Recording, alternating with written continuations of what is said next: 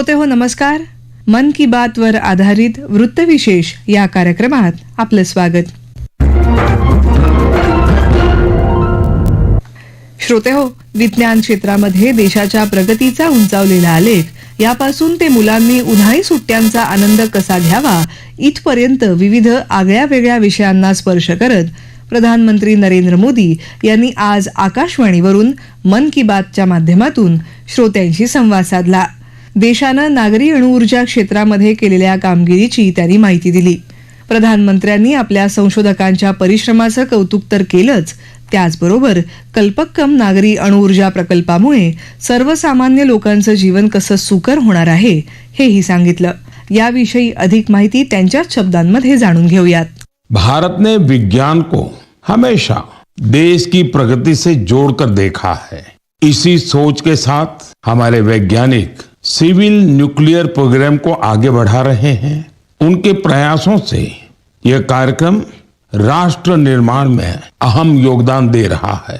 इससे हमारी industrial growth को, एनर्जी सेक्टर को, हेल्थ केयर सेक्टर को बहुत लाभ हुआ है. खेती किसानी से लेकर आधुनिक इनोवेटर्स को भी भारत के सिविल न्यूक्लियर प्रोग्राम ने बहुत मदद की है. साथियों, कुछ ही दिन पहले हमारे न्यूक्लियर साइंटिस्ट ने एक और बड़ी उपलब्धि से भारत का गौरव बढ़ाया है. तमिलनाडु के कल्पक्कम में फास्ट ब्रीडर रिएक्टर ने क्रिटिकलिटी हासिल कर ली है. दरअसल क्रिटिकलिटी वह स्टेज है जिसमें रिएक्टर पहली बार self sustaining nuclear chain reaction में सफलता हासिल करता है. इस स्टेज का मतलब है रिएक्टर का ऑपरेशन फेज में पहुंचना. भारत की न्यूक्लियर एनर्जी जर्नी में एक ऐतिहासिक माइलस्टोन है. और बड़ी बात यह भी कि परमाणु रिएक्टर पूरी तरह स्वदेशी तकनीक से निर्मित है.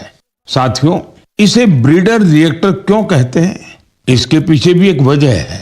एक ऐसा सिस्टम है जो ऊर्जा के उत्पादन के साथ साथ भविष्य के लिए नया ईंधन भी खुद ही तैयार करता है. साथियों, मुझे मार्च 2024 का वह समय भी याद है जब मैं कल्पक्कम में रिएक्टर की कोर लोडिंग का साक्षी बना था. मैं उन सभी को बधाई देता हूं जिन्होंने भारत के परमाणु कार्यक्रम में अपना अमूल्य योगदान दिया है. देशवासियों का जीवन बेहतर और आसान बनाने के लिए उनका यह प्रयास बहुत ही सराहनीय है. इससे विकसित भारत के हमारे संकल्प को भी एक नई ऊर्जा मिलेगी. श्रोते हो, पंचमहाभूत किंवा निसर्गातील पंचतत्व याविषयी सर्वांनाच खूप माहिती असते. या 5 तत्वांपैकी एक म्हणजे वायुतत्व. याच पवन ऊर्जेचा उपयोग आपण करून घेणं किती फायद्याचं आहे आणि त्यामधून घडून येणारं परिवर्तन याविषयी प्रधानमंत्री नरेंद्र मोदी यांनी व्यक्त केलेलं मनोगत आपण ऐकूया. आज मैं एक ऐसी शक्ति की बात करना चाहता हूं जो अदृश्य है, लेकिन जिसके बिना हमारा जीवन एक पल भी न चले. यही ताकत भारत को आगे बढ़ा रही है. यह हमारी पवन शक्ति है. हमारे प्राचीन ग्रंथों में कहा गया है, वायुर्वा इति व्यष्टि वायुर्वै समष्टिः. अर्थात वायु सिर्फ एक तत्व नहीं है, यह जीवन की ऊर्जा है, यह समष्टि की शक्ति है. साथियों, आज यही पवन शक्ति भारत के विकास की नई कहानी लिख रही है. भारत ने हाल ही में पवन ऊर्जा यानी विंड एनर्जी में बड़ी उपलब्धि हासिल की है. अब भारत का wind energy generation capacity 56 gigawatt से अधिक हो चुकी है. पिछले एक साल में ही करीब 6 गीगावाट नई क्षमता जुड़ी है. विंड एनर्जी में भारत तेजी से आगे बढ़ रहा है और दुनिया भी हमारी तरफ देख रही है. साथियों, आज भारत विंड एनर्जी कैपेसिटी में दुनिया में 4थे स्थान पर है. यह हमारे इंजीनियरों की मेहनत है, यह हमारे युवाओं का परिश्रम है, यह देश की सामूहिक इच्छा शक्ति का प्रतीक है. साथियों, गुजरात, तमिलनाडु, महाराष्ट्र, राजस्थान, देश के अनेक राज्य इस सेक्टर में अपना परचम लहरा रहे. गुजरात के कच्छ, पाटन, बनासकांठा जैसे क्षेत्र जहां पहले सिर्फ रेगिस्तान नजर आता था, आज वहां बड़े रिन्यूएबल एनर्जी पार्क बन रहे हैं. इसका लाभ युवाओं को मिल रहा है, नए अवसर बन रहे हैं, नई स्किल विकसित हो रही है. रोजगार के नए रास्ते खुल रहे हैं। साथियों, भारत के विकास के लिए सौर और पवन ऊर्जा जरूरी है। ये सिर्फ पर्यावरण की बात नहीं है, ये हमारे भविष्य की सुरक्षा है। इसमें हम सबकी भूमिका है। हमें बिजली बचानी है, हमें स्वच्छ ऊर्जा, क्लीन एनर्जी अपनानी है। देश में हर स्तर पर ऐसे प्रयास जरूरी हैं, क्योंकि इन्हीं से बड़ा बदलाव आता है।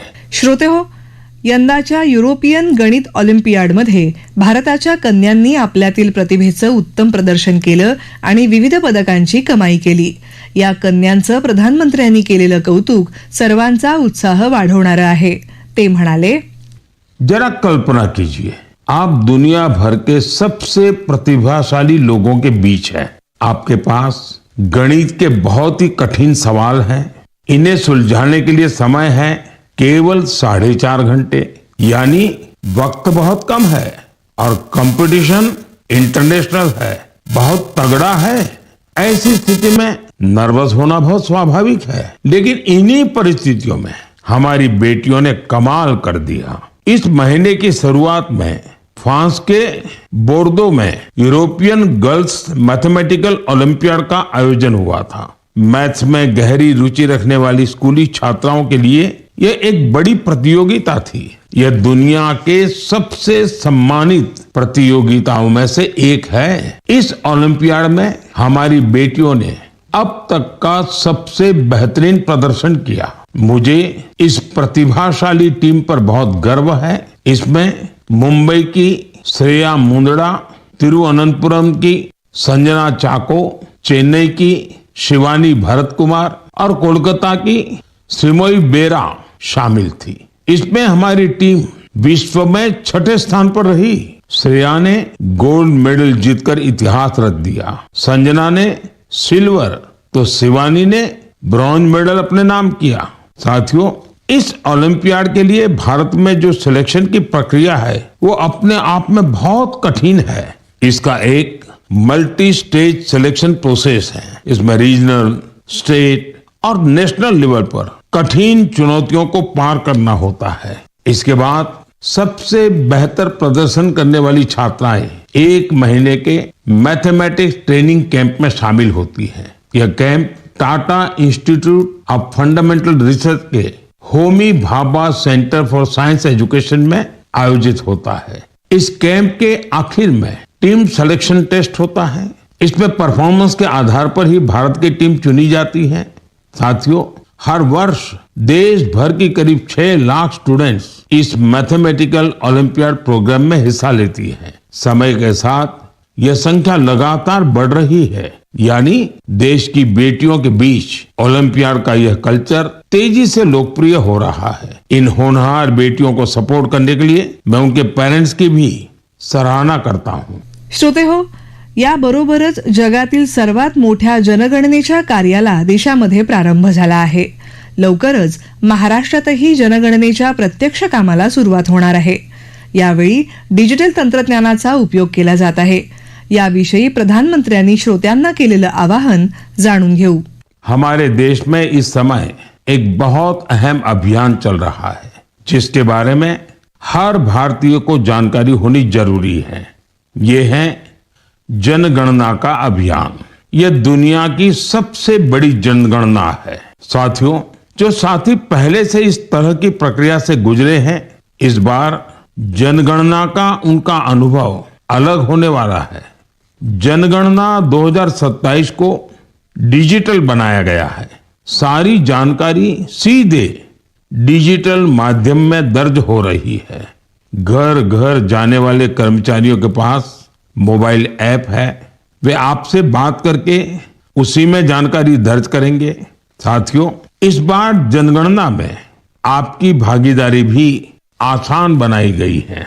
आप खुद भी अपनी जानकारी दर्ज कर सकते हैं। कर्मचारी के आने से 15 दिन पहले आपके लिए सुविधा शुरू होगी। आप अपने समय के अनुसार जानकारी भर सकते हैं। जब आप प्रक्रिया पूरी करते हैं तो आपको एक विशेष आईडी मिलती है। यह आईडी आपके मोबाइल या ईमेल पर आती है। बाद में जब कर्मचारी आपके घर आता है तो आप यही आईडी दिखाकर जानकारी की पुष्टि कर सकते हैं। इसे दोबारा जानकारी देने की जरूरत नहीं पड़ती, समय भी बचता है और प्रक्रिया आसान हो जाती है। साथियों, जिन राज्यों में स्वगणना का काम पूरा हो गया है, वहां गणना कर्मचारी द्वारा घरों के सूचीकरण का कार्य भी शुरू कर दिया गया है। अब तक लगभग 1,20,00,000 परिवारों का मकान सूचीकरण का कार्य पूरा भी हो चुका है। साथियों, देश की जनगणना सिर्फ सरकारी काम नहीं है, यह हम सबकी जिम्मेदारी है। आपकी भागीदारी बहुत जरूरी है। आपकी दी गई जानकारी पूरी तरह सुरक्षित रहती है, यह गोपनीय रखी जाती है। डिजिटल सुरक्षा के साथ इसे सुरक्षित किया जाता है। आइए हम सब मिलकर इस प्रक्रिया में भाग लें, जनगणना 2027 को सफल बनाएं। श्रोते हो, तंत्रज्ञानाचा उपयोग करून आपला अमूल्य वारसा कसा जतन केला जात आहे याविषयी आपण प्रधानमंत्री नरेंद्र मोदी यांच्याकडून माहिती घेऊया।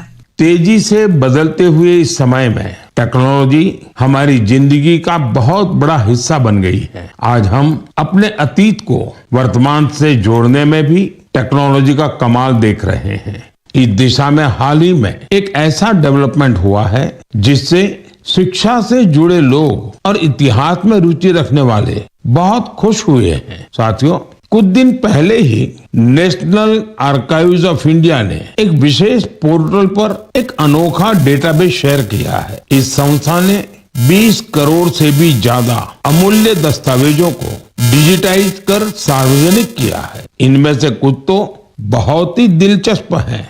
7वीं शताब्दी की गिलगित पांडुलिपियां भोजपत्र पर लिखी हुई है। यहाँ आपको 8वीं शताब्दी का एक रोचक ग्रंथ श्री भुवालय भी देखने को मिलेगा। अंकों पर आधारित यह ग्रंथ एक ग्रिड के रूप में है। रानी लक्ष्मीबाई से जुड़े कुछ अहम पत्र भी आप यहाँ देख सकते हैं। इनसे 1857 में उनके द्वारा लिए गए कुछ निर्णयों का पता चलता है जो उनके पराक्रम को दर्शाते हैं। जो लोग नेताजी सुभाष के बड़े प्रशंसक हैं, उनके लिए यहाँ नेताजी के जीवन, आजाद हिंद फौज और उनकी स्पीच से जुड़े कई डॉक्यूमेंट्स हैं। आपको पंडित मदन मोहन मालवीय जी, उनसे जुड़े कई डॉक्यूमेंट्स भी मिलेंगे। इनमें बीएचयू की स्थापना और हिंदी साहित्य सम्मेलन से जुड़ी अहम जानकारियां हैं। यहाँ हमारे संविधान सभा से जुड़े कई अनोखे दस्तावेज भी उपलब्ध हैं। मैं आप सभी से आग्रह करता हूँ कि आप